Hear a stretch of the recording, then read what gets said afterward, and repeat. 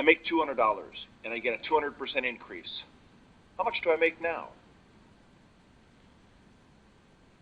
The initial temptation is to say 400, obviously.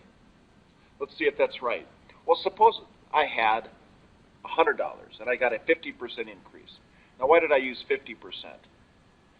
Because that 200% figure below is kind of an odd figure. It's a weird percent.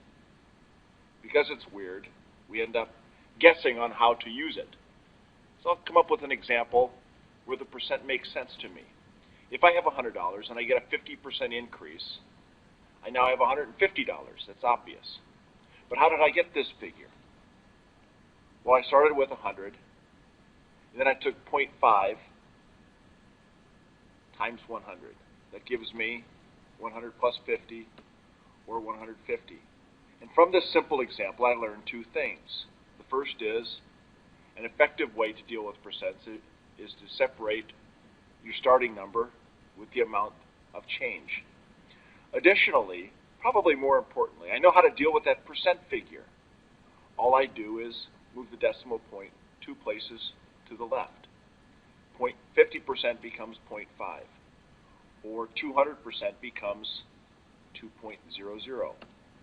Therefore, the amount of money I have now is 200, my starting figure, plus 2.00 times that 200, which equals 200 plus 400, or 600.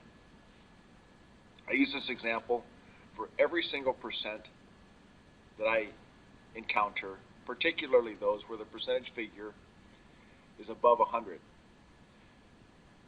Another thing about this problem is dealing with the language of percents. Here I said I get a 200% increase over a starting figure. Suppose what's 20% of 100? 20.